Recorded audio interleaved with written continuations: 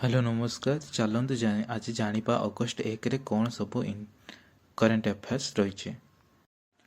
32 international conference of agricultural economist in new Delhi रे होबाकू जाउचे। Last time India रे 1958 मसीह रे होइथिला। यह दिल्ली रे कोठी रे होबो, पुसा इंस्टीट्यूट रे होबो। यूपीए असेंबली पास कला एंटी कन्वर्जन बिल।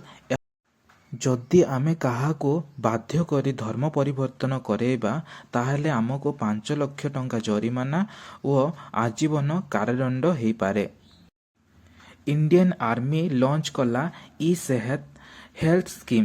यह द्वारा रिटायर्ड आर्मी मानकर घरे बसी चिकित्सा हो पारिबो।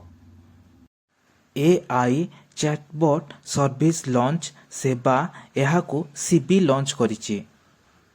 सीबीएसई लॉन्च कला सफल टेस्ट साइकिल 2024।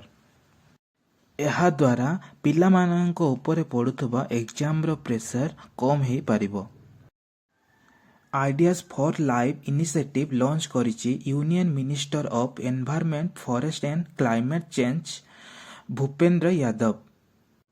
यह द्वारा भविष्यत पाई आम परिवेश को रक्षा करा जाय पारिबो। चलतु जानिबा आज कौन रही इम्पोर्टाट डे। आज 1 अगस्त world lung cancer day.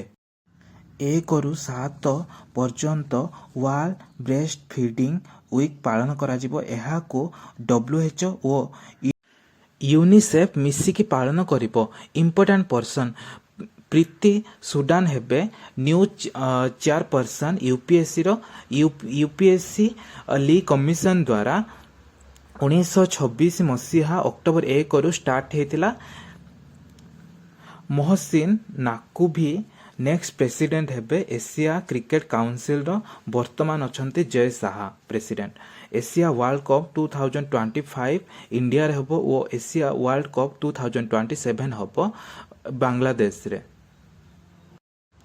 UPSC रो चेयरपर्सन सब 6 वर्ष पई अपॉइंट होइथांती और तांकर बयस